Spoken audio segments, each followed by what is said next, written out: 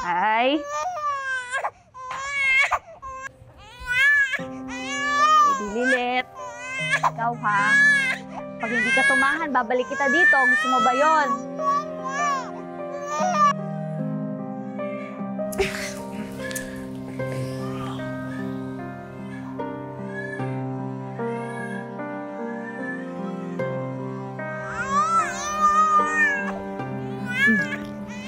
Tahan na.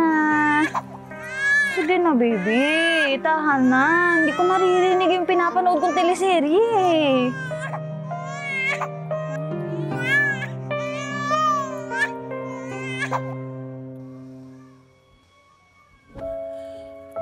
Kailan ba mapapatahan ni Ces yung batang yan?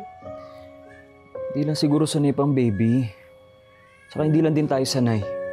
Han, I'm not sure about that baby in this house, ha? What if daling kaya natin sa DSWD? Or kaya sa Children at Heart Foundation?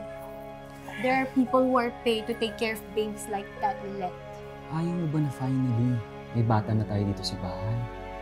Kaya nga may foundations at shelter houses ako na tinutulungan. Para doon ko papakisamahan yung mga batang hindi ko naman kaano-ano. Han? May limitation lang ang pagiging charitable ko. Kung magkakaroon man ng bata dito sa bahay, gusto ko nang galing sa akin. Kadugo natin. Kadugo mo, Rami.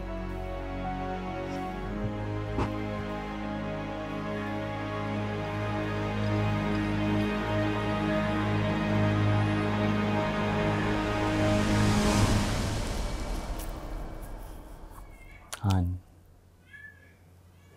bigyan natin ng chance yung Ces at saka yung bata. I'm sure tatanawin nila malaking nautang na loob ang pagpapatuloy mo sa kanya. Huwag lang nilang tanawin, no? Pagtrabahuhan nila. Hindi libre yung pagkukup natin sa batang yan.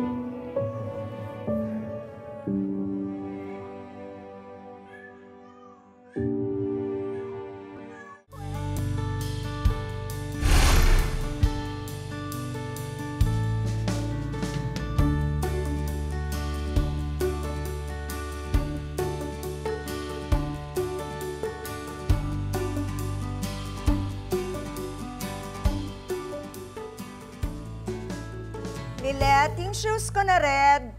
Ate! Asan na yung school shoes ko? Malilate ako eh! Lilette, yung shoes ko, malilate na ako. Bebe, kanina pa nila hinihintay yan. Sabi Tinang. Bilisan mo na, ha?